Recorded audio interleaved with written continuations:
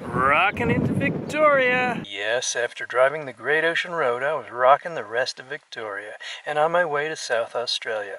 I was moseying through the tiny town of Port Fairy, which is often rated as one of the country's most picturesque towns. And I could see why. The place had a relaxed vibe, a cute and charming seaside village. Port Fairy is one of the busiest fishing ports in Victoria. Southern right whales can be seen off Port Fairy's coast during the winter months, when the whales come in to mate and calve. With more than 50 buildings classified by the National Trust, the town has many fine examples of 1800s architecture. The pub seems to be the hub of activity. One thing I didn't find charming were the wind turbines towering above the landscape, detracting from the bucolic setting and giving it a look of industrialization. And I heard that people were fighting proposed offshore wind turbine projects. I found what looked to be a very old store in a tiny settlement. Now that's a different kind of chicken. That's a really big chicken. Look at that thing. That's a whole different kind of pet to have in your yard, isn't it? Not far north of Narrawong is the saw pit, picnic and camping area. If you're looking for a free spot here in Victoria, this might work out. It's not far above Narrawong, about a 5-minute drive. As you can see, it's kind of crowded here though. A lot of people. We're all kind of being herded into this one area with free camping. In the morning you can get an idea of how crowded this place really is. It's pretty packed. My first echidna. A ball of spines. The echidna, sometimes known as the spiny anteater, is a quill-covered egg-laying mammal. They shuffle and snuffle along the ground searching for ants, termites, and earthworms. Echidnas look like a walking ball of spines. When frightened, they attempt to partially bury themselves and curl up into a ball.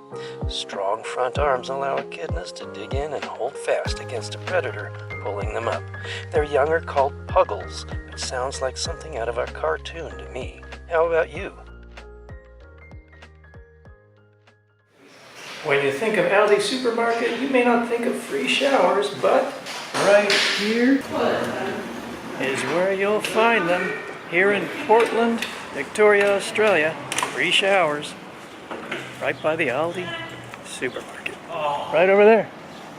Welcome to Portland. No, not Portland, Oregon. And no, not Portland, Maine either. This is the other Portland. This is Portland, Victoria, Australia. Some of the waterfront, it kind of looks like Portland, Oregon a little bit, doesn't it? With the logs back there and the wood chips and all piled up. And just like Portland, Oregon, this looks like a cool town too, based on this little flyer. If you're in Portland, you might want to check out the local lighthouse. Portland is the oldest European settlement in the state and the main urban center in the region. Whalers and sealers working the treacherous waters of Bass Strait led to the establishment of the town in the early 19th century. It's a port city, a commercial fishing town, tourist town, and it has an aluminium smelter. These massive turbines were despoiling the scenery to keep energy corporations wealthy. Government could be subsidizing individuals and putting non-intrusive solar panels on house rooftops or mini windmills in their backyards to produce power. There's a gannet colony out there, but unfortunately right now they're shooting, so I can't go out there because of the shooting range activities.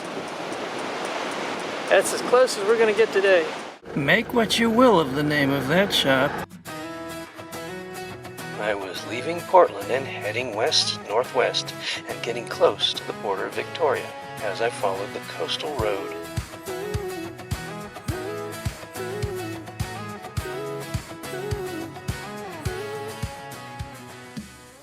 I decided to venture down a dirt road going through the bush just to see where it would take me. Maybe someplace wild?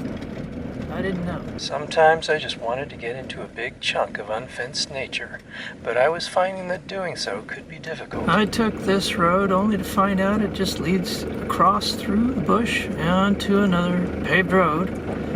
I was trying to get out into the wild somewhere. This is why I thought it best to have a four-wheel drive here, because I don't stick to the main roads. And this is going to be bumpy and rutted and loose dirt, and this is not even that bad. I'm going to do this in two-wheel drive. I got my head in a cloud so high. Feet on the ground, but I still get by. Rules were made for someone else to try, but not me, not me. Is this some sort of black snake? Looks like he had a really big meal. You can see something like a rat or a mouse or something in his belly, and then maybe he got run over. Yeah, I don't know what kind of snake exactly. Maybe we can roll him over and you guys can get an idea. Or not. Yeah, that's what he looks like on top. Definitely in snake territory. This snake is alive. Very much so. Is that a brown snake? I'm not really sure. Could that be a tiger snake, I wondered? Have a look at that face. It's a pretty big one. Probably about a little over a meter long, at least. I'll keep my distance.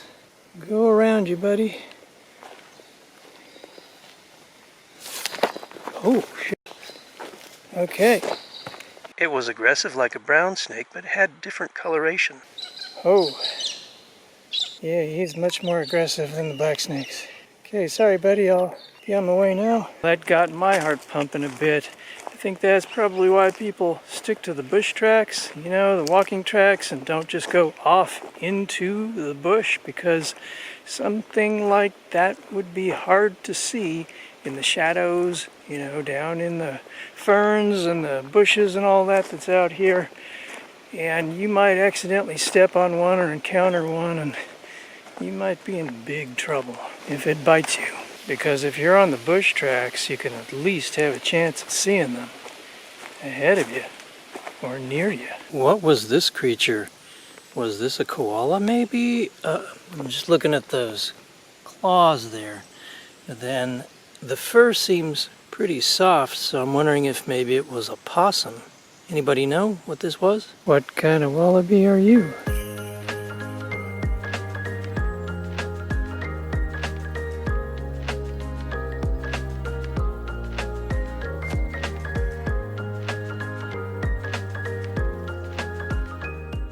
These wallabies get some pretty good jumps in. There's the first footprint, and then coming along here, several steps, the next one, and then up there. That's a good leap. You know, this is like 2 jumps, and they've gone, I don't know how far. 1, 2, 3, 4, 5, 6, 7, 8, 9, 10, 11 feet. Maybe. I'm parking it for the night here in Snakeville. I'm in a little sort of clearing because I want to keep an eye on the ground, obviously, after seeing that snake. And I got some dinner going on, nothing fancy, just some rice and beans down there on the little bush fire. I just took it off of there. I just felt like I wanted to get out into nature and kind of get away from people, you know, in those little campgrounds everywhere. And I mean, they're fine. The campgrounds are good. It's nice that they're available. Sometimes I just want to get out, you know, into the wild and just chill and see different animals and such. Wasn't expecting the snakes. Did see a wallaby. Arroz y frijoles for my Mexican viewers and my viewers in all the other Spanish-speaking countries. Hola! The next day I was back on my way, whizzing past pine plantations that went for many kilometers. Pine plantations such as this one in southwest Victoria might be an option for free camping. You could park beside or within the pine plantation forest. It's another potentially free camping option. This is the beach at Nelson, Victoria, the farthest westerly coastal town here in Victoria, and you can see you can walk for miles along this beach in either direction.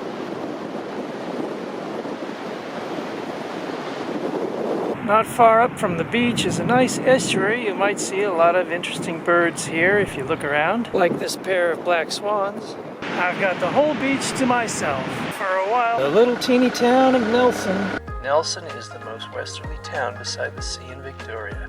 After that, I would be crossing into the state of South Australia, which is home to Adelaide, their biggest city.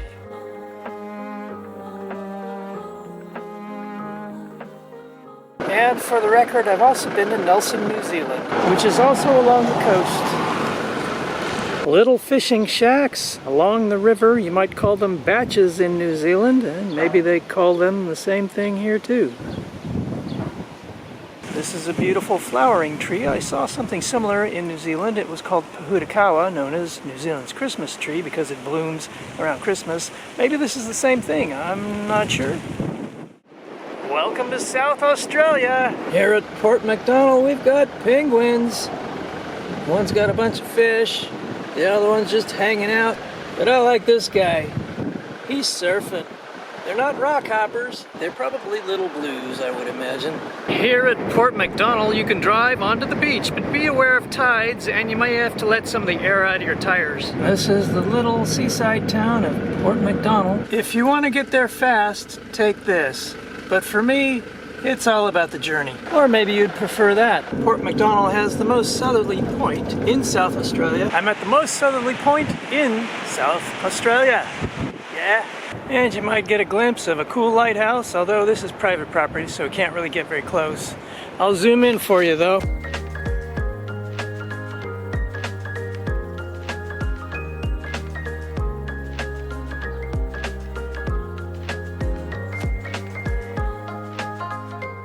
It's really windy here. How far are you away from your home?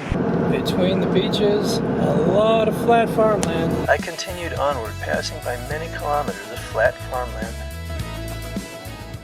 Going for a quick little drive along the beach just for a couple minutes. Having a look. Oceanfront view. I think I'll just park it here for the night. Looks like a pretty sweet spot. I'm at the edge of a little settlement called Blackfellows Caves. Home for the night, beside the sea.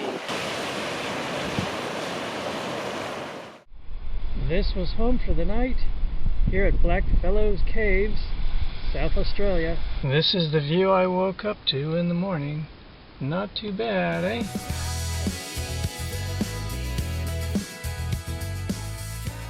After my beach drive, I headed inland to Mount Gambier. I needed to figure out if my camera or my SD card was failing. Both were new. As it turned out, the SD card I'd bought at Walmart was defective. So I extracted the files with the assistance of the library computer. I got a new SD card and flash drive and some groceries in town and returned to the coast. Here in Mount Gambier, this is Blue Lake, a sort of miniature version of Crater Lake, Oregon. And this is in the limestone country here. And as you can see, it's pretty blue and it does supply the town with its drinking water. About 8 k's down the road from Blackfellows Caves is Carpenter's Rocks. Cute little berg. Here at Carpenter Rocks you can read about a shipwreck and it's pretty tragic. Pause it if you want to read it. While it seemed almost impossible to find a free camping spot on the Great Ocean Road, although I did manage to tuck myself away in a couple spots, out here in South Australia it seems a lot easier. This is Carpenter Beach and there is a free camping area or a donation area if you like. Not far from the coast at all. The beach is just right over there. Carpenter Rocks has facilities nearby, such as toilets. Carpenter Beach has a couple sets of toilets nearby. No showers though. About 4 k's down the road from Carpenter Rocks is the Cape Banks Lighthouse, with lots of biting flies wanting to get you. And beautiful beaches. Shipwrecks and lighthouses.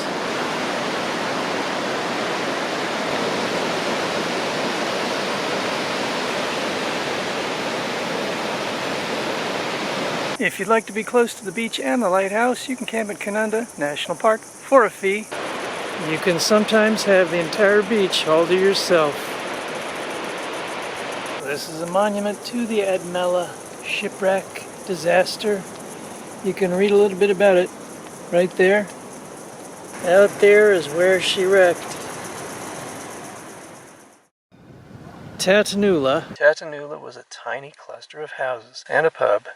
The place looked to be in a time warp. The Tiger Hotel in Tatanula.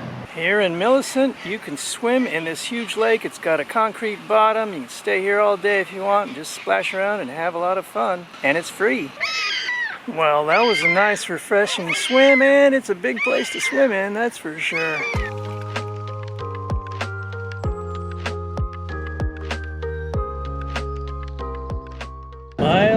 mile. It kind of looks the same in between the little towns, and it's a long, long way from one town to the next. Some little fish in the lake here just outside of Robe.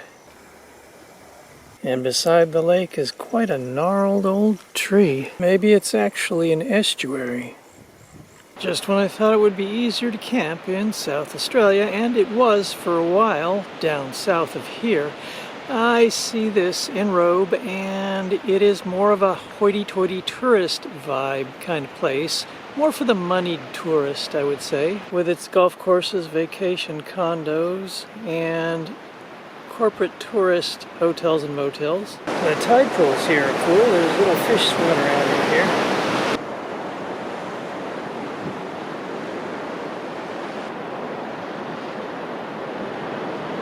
Here at Robe, this is a different kind of lighthouse. If you look up top, you can see the lens rotating. These little Barbies that you find in the parks and various areas, they make for good cookers. You know, I just warm up my stuff on top of them, and you know, as long as I don't need to boil anything, they're pretty good, so you might want to keep an eye out for those. They're all over the place, really. And this one's in Robe. Tonight's entree, nothing too fancy, frozen peas and a couple of types of beans with some cheese on top. On the limestone coast is the town of Robe, population about 1,300 people. It has a fishing port, historical buildings, and is a busy tourist destination. Now the most popular coastal town in the state.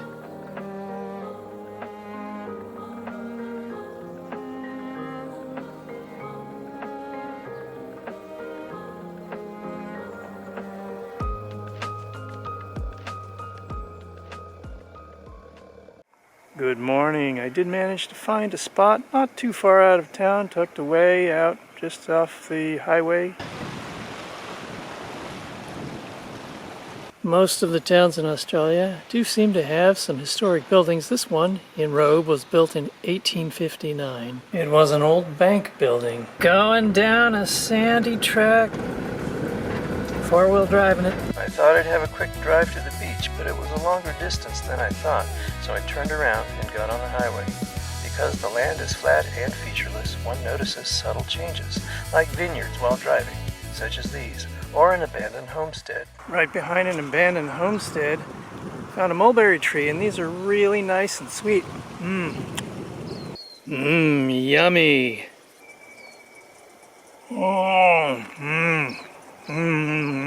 Looks like this was once an old homestead north of Robe. And over to the left there is another little building. I just found this just as I was ready to leave. Some sort of little monument here to the town of New Look. Aussie roadside decor.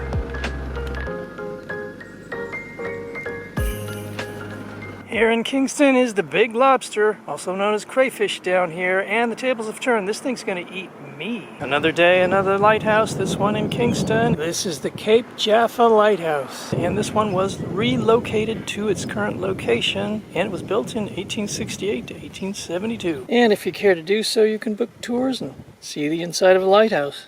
So this is Kingston, and this is where we're gonna head to the beach. Right ahead. Yes, the beach awaited me. Not just any beach, but one that people are allowed to drive and camp on. And that's what I was gonna do.